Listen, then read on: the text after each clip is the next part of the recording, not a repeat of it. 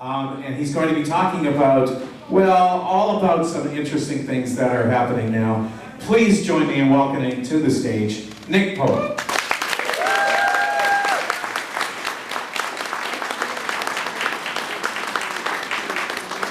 Well, hey, thank you very much indeed for the intro, and thank you all for being here. Can everyone hear me okay?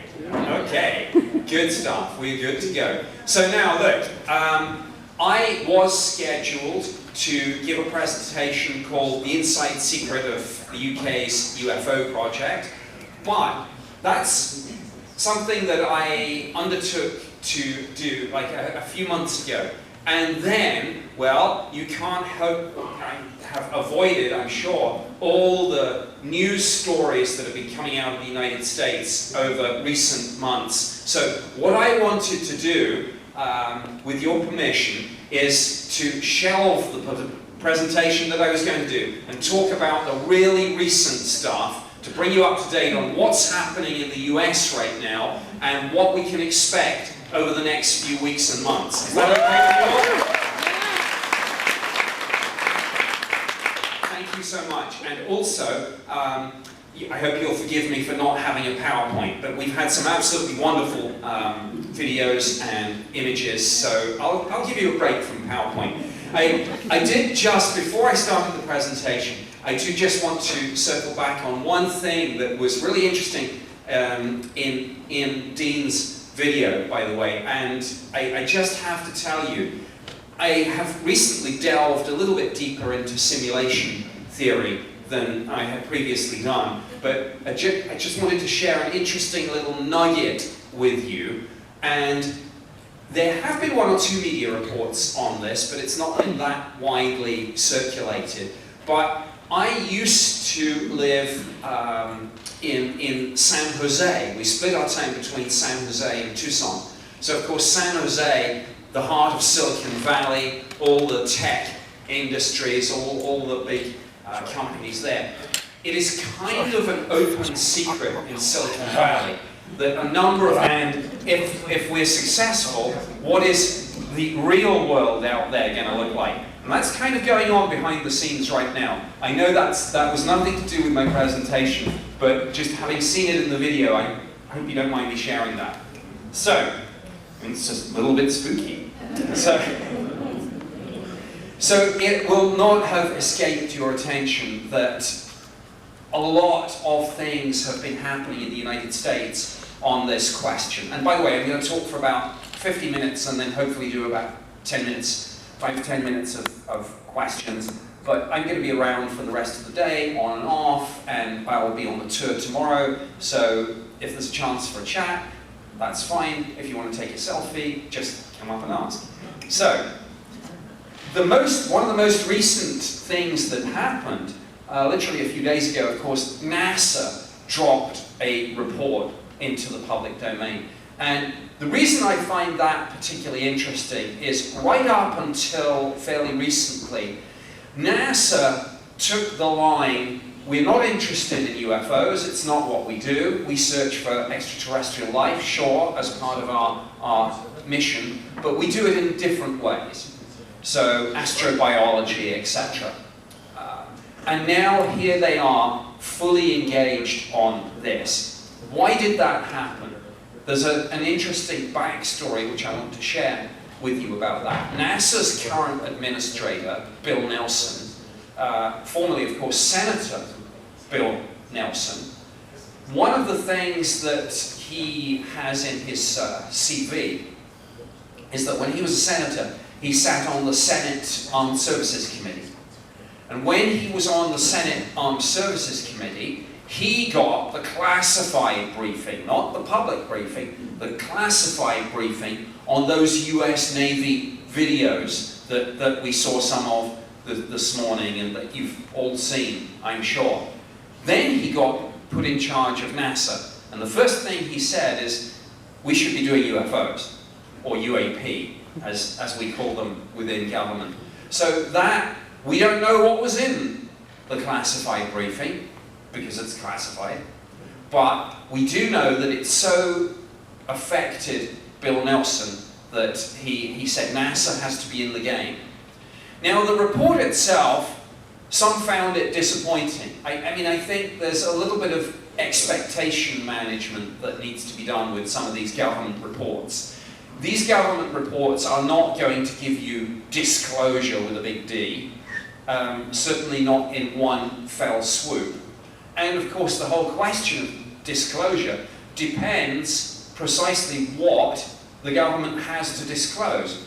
And it's perfectly possible, indeed, I think it's probable, and certainly consistent with my time looking at this for the British government, that even the US government doesn't have the full story on this. They've got pieces of the puzzle, maybe, but not the whole picture. So when people say, why don't they disclose, my question is, well, disclose what? Because, you know, and we'll get on to the specifics of what they might have and what some of the individual whistleblowers say they do have. But it's not as clear-cut. So the NASA report, it's not disclosure, but it takes us further downstream with this. This is all, I think, a question of small moves that are eventually going to take us over the line with this. And if it's done really cleverly, we'll be over the line, and then we'll look back and say, hey, we crossed the line there. Now, what that will look like, I don't know. I'm not sure. Most people's view is that it's going to be, you know, the President of the United States going on TV saying, my fellow Americans, people of the world, we are not alone. I'm not so sure it's going to go down like that. I think it will be some Navy videos here, some documents dropped there, a NASA report, hearings in Congress, all pieces of the puzzle, and we'll wake up one day and it'll be done. And we'll say, gosh, how did that happen? And the answer to that question will be a lot of really smart intelligence people have probably been planning this soft disclosure, graduated disclosure, however you want to term it, for years. So the NASA report basically says we will leverage, NASA will leverage our scientific resources, capabilities, and knowledge in support of the wider US government effort to find out the true nature of the phenomenon. What are we dealing with here? And by the way, when I say what are we dealing with, one of the important things to note, the US Office of the Director of National Intelligence has now published 2 reports on UAP. And one thing in their preliminary assessment was particularly telling, because it's a point I can't stress too much. It said, and I'm paraphrasing, it's likely that there is no single one neat solution to this mystery. There are probably lots of things going on in parallel. So yes, some of this will turn out to be our own technology, secret prototype aircraft, missiles, and drones. And some of it will turn out to be that same kind of black project tech, but belonging to an adversary, like China or Russia. And some of it may be something else, something truly exotic. And everyone's got their own theories on this. Some say time travelers from the future, others say interdimensional, some people say crypto-terrestrial, some people say demonic, some people say extraterrestrial. So the extraterrestrial hypothesis is of course, of the exotic theories, it's the one you see in the media most, but it's not the only one. And, I mean, nobody laughed when I said demonic, and sometimes they do, but it is a serious point. I don't believe it myself, but I know for a fact, I've seen it in the US, I've seen it in the UK, and even though I've left the Ministry of Defence now, I'm still in touch with a lot of people, I still talk to a lot of people, predominantly now, I've lived in the US since 2012, so I've met a number of people with backgrounds in the intelligence community, backgrounds on this subject. Some of the names are known, others not. And there is a faction in the Pentagon that believes that some of this is demonic, and their reason, a photo of it or a video on your smartphone, you will be able to submit that to whoever is running this, but it will be under the umbrella of this being a NASA effort, which is part of wider US government programs. Obviously, there are all sorts of data privacy concerns that have to be resolved, because I'm sure some of you probably don't want all your personal information ending up with the US government, right?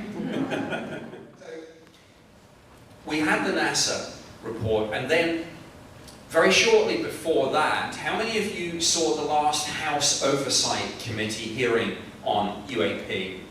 Okay, a reasonable number, but a sizable number of you didn't. So, again, just to give a quick summary of that, apologies for those that know, but I want to add some personal opinions about what we're seeing here and what's going to happen next. But Congress, of course, since December 2012 has been pretty fired up about this.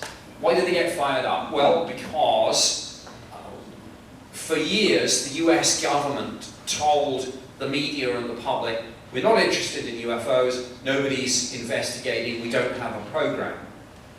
Well, as we saw in Dean's film, as you doubtless know, in December 16th, 2017, the New York Times published that famous article co-authored by Ralph Blumenthal, Leslie Kean, and Helene Cooper, and they revealed the existence of ATIP, Advanced Aerospace Threat Identification Program, which kind of started off at Skinwalker Ranch, but that's another story. So it looked actually not just at UFOs, but at other kind of paranormal phenomena too, which may or may not be linked with UAP. We've still got to find that out. Lots of interesting things happening at Skinwalker Ranch still, by the way. I was talking to Travis Taylor, and in fact he just sent me a text. He's at the ranch right now. Lots going on. Those of you that watch that show, Secret of Skinwalker Ranch, keep watching. Lots to come. And keep watching Ancient Aliens, by the way. They just renewed it for another season. Hooray! In fact, I filmed for a couple of episodes about a week ago. So there's lots of new stuff coming, lots of new stuff happening. But Congress, of course, they read that article in the New York Times about ATIP and the US Navy videos. And Congress, like the rest of us, were like, wait a minute, you told us you weren't doing this. You said there was no program, and now we read that there is. Where's the oversight? What congressional committee has been holding any of this to account in terms of the money spent, the outputs? And the answer, of course, was there's no oversight, because this program was off the books. So Congress, as you can imagine, got a bit angry about that, and in the Senate and in the House, in the oversight committees, in the armed services committees, and in the intelligence committees, questions have been asked, work has been going on. Some of the senators and congressional representatives have been making public statements about this. Some have been interested more privately. A lot of staffers have been very, very busy, and there have been hearings. And the last one, as I say, was the House Oversight Committee. I'm sure you have seen and all got used to the great Tennessee accent of Representative Tim Burchett, who every time he manages to do a Zoom interview manages to get 3 guns in the background. But I think, to be fair, they belong to his father, who served in the Pacific Theatre in World War II, so understandable. But what's great about this, by the way, what's absolutely great about this congressional engagement is it is completely bipartisan. I mean, you've got Republicans, big guns on both sides of the political aisle. Republicans like Marco Rubio, Democrats like Kirsten Gillibrand. And in these politically divided times, isn't it refreshing that this is the issue that's brought people together across the political divide? I mean, wow. I mean, it's just great. In this morning's video, and Ryan Graves talking about the safety of flight implications of this. And it's a great way, it's a great, for any congressional, I mean look, politicians don't like to be associated with any subject that can be ridiculed. There is still ridicule about this subject, but it's getting less, it really is. And one of the reasons it's getting less and being destigmatized is these pilots, these radar operators, are coming forward, speaking out, not just to the news media, but under oath in front of Congress and placing their testimony officially on the record. And that's great, because every time that happens, every other pilot who has a sighting sees that, and they're like, right, I can report it now. In fact, they want me to report it. Arrow says, go and report this. So the stigma is still there, but diminishing rapidly.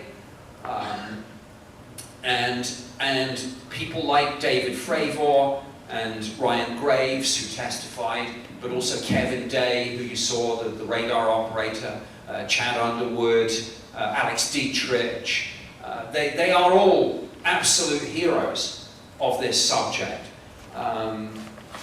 using their professionalism and their credentials to take that risk and stand up and be counted and put this out there so that the media and the public does see it. But then, after they had testified, and as I say, politicians don't like ridicule. So a lot of politicians don't like to come straight in and say, I want to talk about UFOs. A lot of politicians come in and say, I want to talk about this because whatever we're dealing with, it's a safety of flight concern. And we've heard from all these pilots and radar operators. And that's their kind of little softly way to ease themselves into the subject and dodge the ridicule bullet. But then came David Grush. And I mean, wow.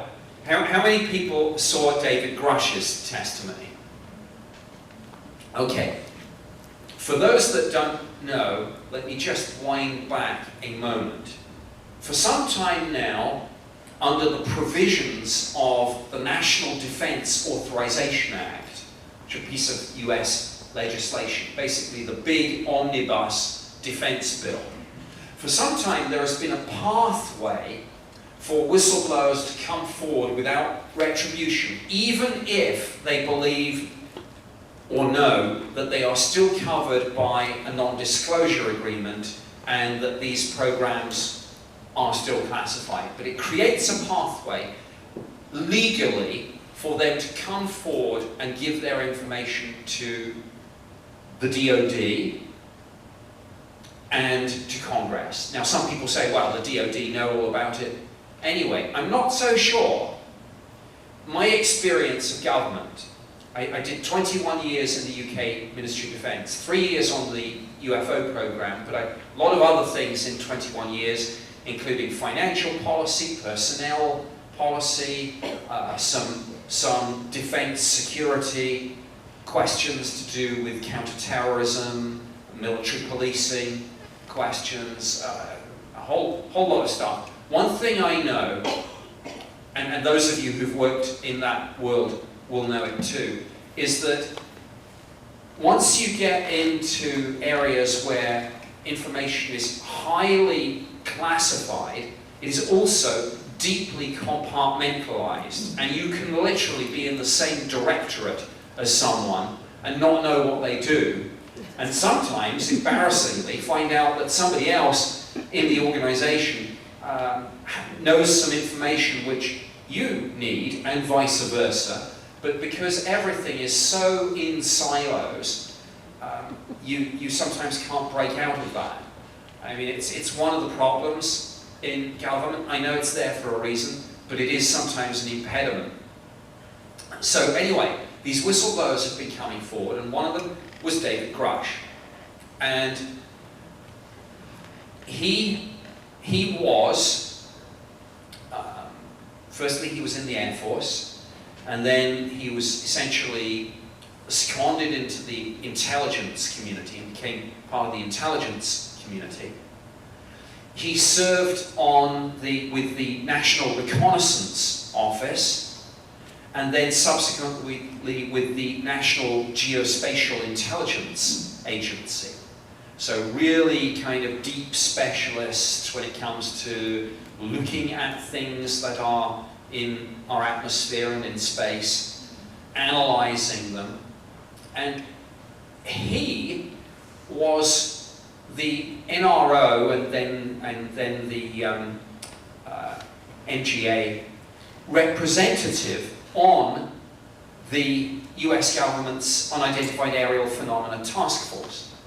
Basically, before the current unit, and I'm so sorry for those that aren't that familiar with this, you're thinking, my goodness, Arrow and ATIP, and I apologize, but I'm trying to explain the acronyms when I first hit them. But I know it is a bit of an alphabet soup when we get to that, and I apologize. I mean, it frustrates me sometimes. David Grush came forward, and obviously has to be very careful about, sometimes physically where he can disclose classified information. And he can only disclose classified information to those people who are lawfully cleared to receive that classification. But as I mentioned, the legislation has created a path, and before Arrow had the lead, the UAP task force had the lead. The UAP task force was headed up by a really senior career intelligence officer called Jay Stratton, who I've met a couple of times. And Jay, to give you an idea, he has a military background, but like a lot of people, came out of the military and then was intelligence community. His equivalent rank in military terms would be a two-star Navy admiral. So we're talking about an intelligence officer at high level on the hierarchy here. He headed up the UAP task force, and just to show you how everything ties back in and that there are some bizarre connections, one of the shock revelations, maybe not to me, but one of the shock revelations in the last year has been that Jay Stratton had a chief scientist on the UAP program. That chief scientist had to be someone with a background in all this and high security clearances. And the chief scientist on the UAP task force was Travis Taylor. Isn't that amazing? So when you see him on these shows like Ancient Aliens and Secret of Skinwalker Ranch, you're not just seeing this super smart scientist, but you are seeing the guy who was for 2 to 3 years chief scientist working for Jay Stratton on the team. And how it happened, and Skinwalker Ranch was a key part of that, by the way, so that's another story. And oh my goodness, there's so much to unpack with this. So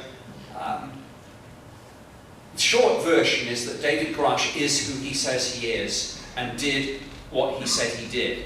And I have had that. I can't name the names, and they're not necessarily, though they might be, people that I've already mentioned did as part of one of the representatives on the UAP task force. And he said, it's all true. He used the phrase non-human intelligence. He used the phrase biologics. For those that haven't seen his long-form interview, he gave an exclusive to News Nation, who've done a lot. They're a new media channel who've done a lot to champion this subject. Please do listen to his News Nation interview with investigative journalist Ross Coulthart. Please also, if you haven't, and it's all freely available on YouTube, go listen to the proceedings of the House Oversight Committee where he testified under oath. He could go to prison if he knowingly misled Congress about this. So this is not something that's being done lightly. And basically he said all these rumors that you've heard for years circulating in the UFO community, the conspiracy theory community, he said they're all true.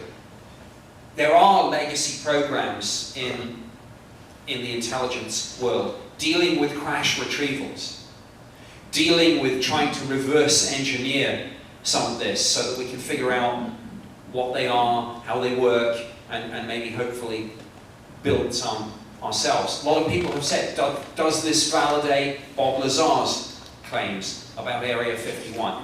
I honestly don't know. There are some similarities, but I have not yet had a direct conversation with David Grush, though I've spoken to several people who know him. So I want to be very careful about not saying that something validates Lazar when it may not, but it's worth bearing in mind. So here we have somebody at reasonably senior level, and by the way, a lot of these people are more senior than you think. I mentioned Jay Stratton was the equivalent of a 2-star Navy Admiral. Lou Elizondo was actually a GS-15, so the equivalent of a full colonel. And David Grush was at the same level. You look at these people and sometimes I think you make the mistake of thinking they're more junior, and they love that. Because in the intelligence world, I was having this conversation with Travis Taylor the other day in relation to people's accents. Well, you know his accent. You know, sometimes you underestimate someone because maybe they've got an accent that, you know, isn't quite posh enough, or you underestimate someone because they've got tattoos or something. People in the intelligence community love that. Please underestimate me. That's half my job done. Next thing, you're talking to that defector, you're swapping shots of vodka, and he's giving you the launch codes. So, what this then led to, and I want to give you, where do we go from here? Well, where do we go from here? There will be more congressional hearings, for sure. Tim Burchett, amongst others, have said that he was very dissatisfied with the after NASA did their report, they actually gave, it was funny, NASA gave their report, and then last week, NASA briefed the House Oversight Committee on this, and one of their central points was how open and transparent NASA were going to be with this, and the hearing was closed to the media and the public. But Chet was not a happy bunny. So, look, both in the Senate and the House, there will be more hearings. That's virtually 100%. And several congressional representatives have publicly stated their intention that that's going to happen. As I say, the federal shutdown, if it happens at midnight, that's going to kind of affect things, as will the approaching US election. But the hearings will happen. It's just the timing that's now a little more uncertain. And also, let me make this very clear. More whistleblowers have already come forward, but not yet gone public. And more are waiting in the wings. They want to see how this goes. They want to see what happens to David Grush. I think the guy's a hero for doing what he's doing, by the way, and he has been attacked. Because a lot of people have said, well, a lot of your information, somebody said to him, you haven't put your hand on the side of one of these things. You've just spoken to people in the intelligence community who are involved in these programs, and they say, yes, it's all true. One time when I worked in Ministry of Defence main building, we had a headquarters branch that handled nuclear policy. And I guarantee you, no one who worked in those headquarters jobs on nuclear policy had ever physically gone and touched a nuclear weapon. Did that mean that nuclear weapons don't exist? Of course not. It just means that some people do policy and some people do the hands-on engineering. So I think that's, for anyone that says, oh, Russia hasn't seen any of this personally, come on, you know, cut the guy some slack. More people, as I say, are waiting in the wings to see how this goes down. A lot of them are very nervous. They say, look, this is the most highly classified subject in the US government. And I'm sorry I haven't talked much about other nations, but what we do know is this. One of the intriguing little nuggets that Arrow's director, Sean Kirkpatrick, dropped into a NASA meeting on May 31st was he said, and this was a real bombshell revelation that a lot of the mainstream media missed. He said, I've just held the first Five Eyes panel on UAP.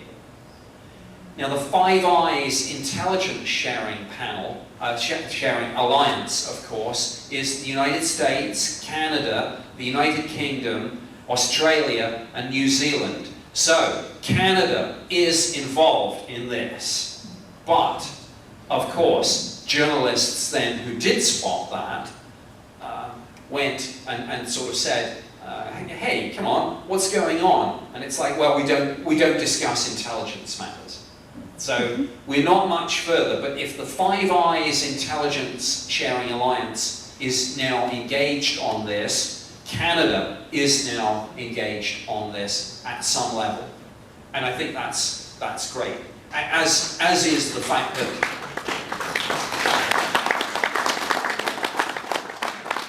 you just got to force them to fess up about it. So keep pushing.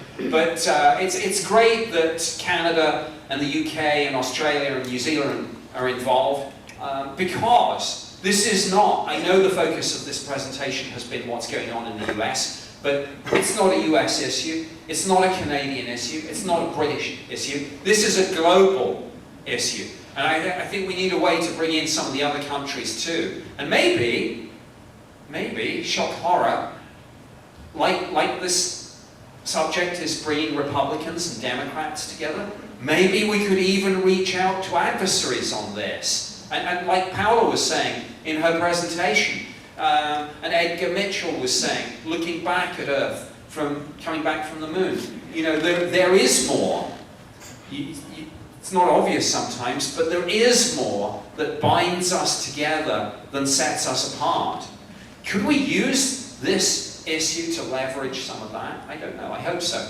Maybe it's going to be the United Nations. I don't know. But Five Eyes now engaged. More whistleblowers waiting to come forward. Some of them have come forward already. They have to be, obviously. Look, let's be honest. There are one or two, how shall I phrase this politely, one or two colourful characters who attach themselves to this subject and falsely claim to have been involved in some of these government programs. Well, Congress has ways of vetting these people. But it's a long process, and you have got to check that they are who they say they are, and they served where they say they served. And particularly if you're dealing with classified information, it's not always quick and easy to get those answers. But some of you may have seen an article that dropped 2 days ago, I think co-written by Michael Schellenberger, very deeply, someone said yes, yeah, some very well connected in this field. He said there's between 30 and 50, I think. Even Sean Kirkpatrick, when he last testified on this, said nearly 2 dozen have come forward. And he then said to Congress, I want your help in vetting these people and also in prioritizing them. A point about this, and so more congressional hearings coming, more whistleblower testimony coming. The other thing that's coming is the National Defence Authorization Act for fiscal year 2024. This contains some of the most robust UFO-related language I have ever seen. More protections for whistleblowers, and one of the most bizarre things that you see, and by the way, Chuck Schumer, Senate Majority Leader, Chuck Schumer, co-authored a 64-page amendment on UAP to go into that act. If you haven't read that 64-page amendment, I beg you to go and read it and go to the definition of terms right at the beginning. And you will almost have to pinch yourself and remind yourself that you are reading something in the official congressional record that is going to go in, hopefully, to the act. Now, I say hopefully, there's always negotiation over what amendments go forward, what don't. They will probably knock out some of the language. There's always some horse trading here.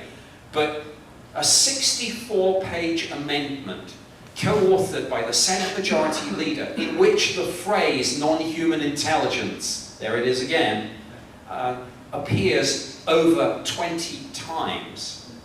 And basically, it will force the government to do things. And one really clever thing that they put in the Act, I love this, is that for years, we've all heard the rumours that a lot of this has been taken out of the government by means of a private contract and put into the private sector to one of the big aerospace and defence companies. You know, some people say Lockheed, some say others. Yeah, Robert Bigelow Aerospace, of course, had the ATIP program and the contract, the Associated OSAP contract, so that's a case in point.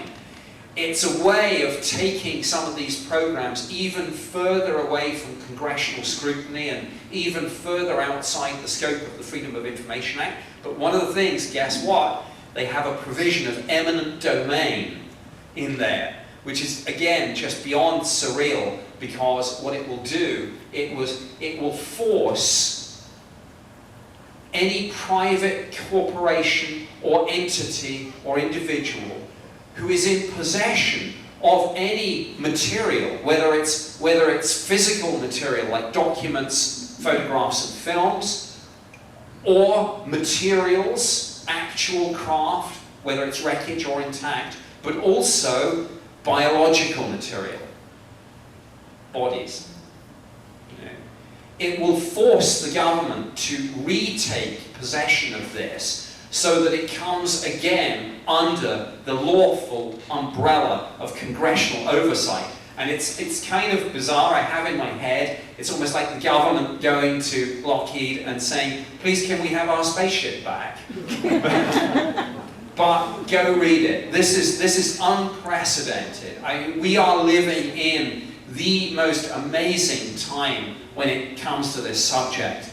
I'm going to conclude in a moment, but before I do, I just want to wrap up by saying that this last nearly 6 years now since the New York Times broke the story of ATIP and the US Navy videos, and everything that's happened since then, it's been a wild roller coaster ride with revelation after revelation, bombshell after bombshell. And even I, with a government background, would say to you, and I predicted a few things, or not predicted, I know some of this is coming. What I also know is that there will be unknown unknowns that will catch all of us by surprise. This subject has absolutely come out of the fringe and into the mainstream over the last 6 years or so, and buckle up. It's going to be one heck of a ride. And by the way, for all the people whose family and friends previously might have said, oh, there's not much to this UFO stuff, you are not now the kind of crazy people who are going to the UFO conference. You are the people who got it right.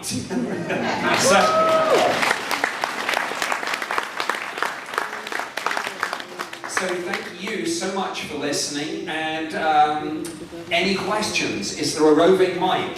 If not, just shout out, and please try and keep it short, and I'll try and keep it short, and we'll get in as many as possible. I saw you first and then you. Oh, okay, we'll do it for the other order. Hi.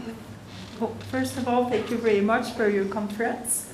So my question for myself is like, what's your personal thoughts on like the alien bodies that were just revealed like a couple of weeks ago in Mexico? What do you think? Do you think it's true, faux? Yeah, I'm just curious to get your opinions. Yeah, I will be totally honest with you. I have vaguely followed that story, but I've been so deeply immersed in the government side of it that I have not looked at those claims in detail. And my answer to this is always, anyone can make a claim that something has been analysed, and I'm sure analyses have been done, but until and unless this is written up for a peer-reviewed paper in a scientific journal like Science or Nature, we just don't know. So I hope that's going to happen. And you know, there's a huge incentive for the people making these claims to write this up as a scientific paper, because even if we think it's unlikely, if it turns out to be true, all these people will win the Nobel Prize and they will change the world forever. So bring it on. I hope it happens, but the challenge is to get that peer-reviewed science paper published. And yeah. Good question. I have a voice loud enough, I probably don't need the mic, but I just wanted to say of the congressional hearings, I happened to be home because I'm retired, so I was home watching it on TV, and when Grush came up and said those things, we have the craft, we have biological entities, I almost fell off of my chair, even though I've been involved in this almost my whole life, the idea of UFOs and aliens. But to have somebody say it, I wanted to run up and down the street screaming. Why isn't everybody out there screaming about this? And I've talked to my family about it, and they're all sort of, like I'm the crazy UFO person in my family, but I have a lot of siblings, and they're all sort of into it a little bit. We all have all the same experiences. But when I contacted them about it, they're like, yeah, they saw it, they knew it. I just wanted to scream. That's a comment. My question is, why do you think, like I said, all my life I've had a knowing that this is real.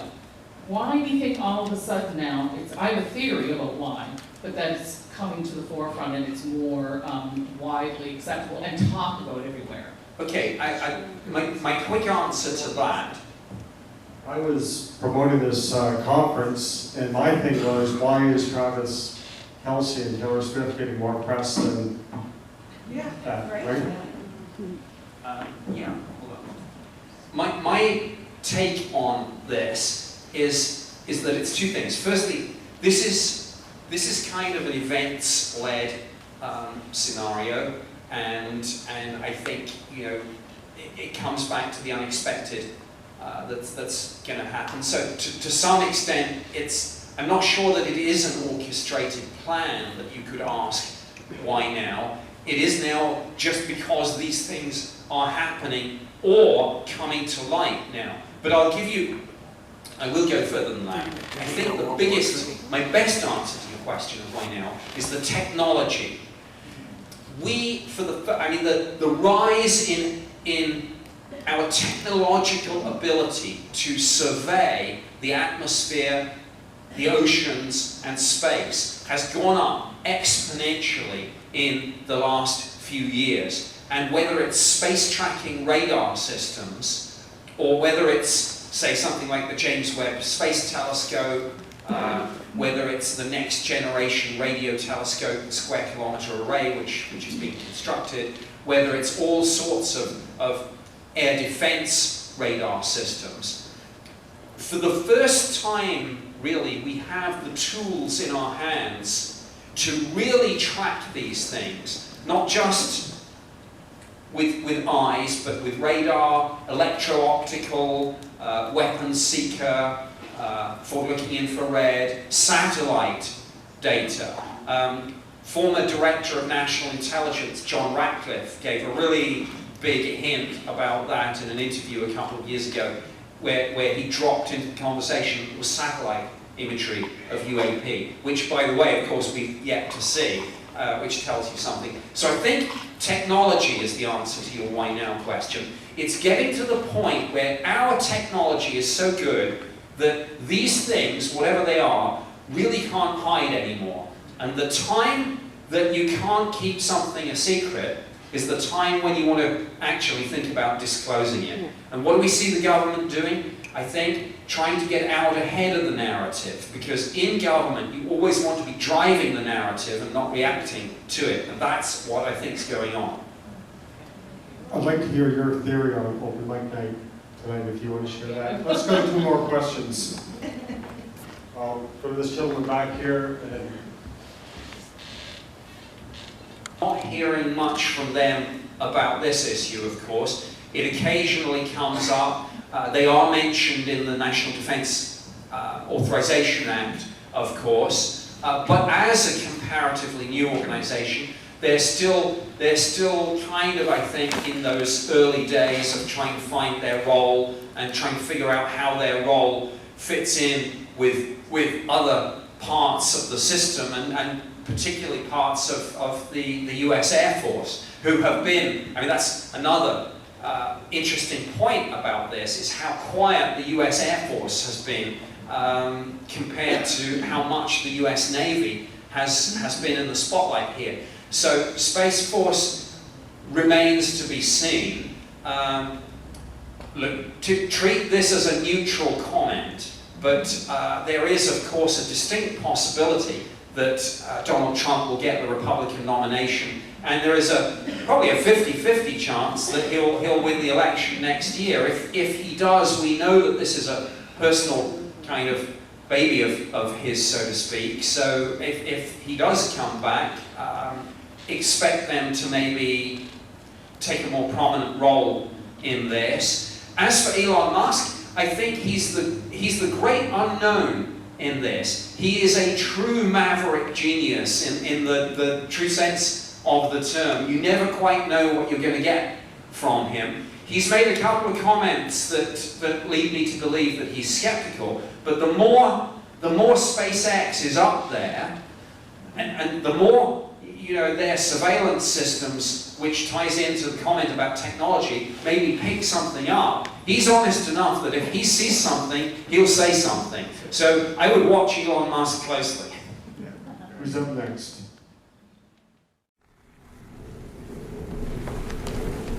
Don't forget to like and subscribe.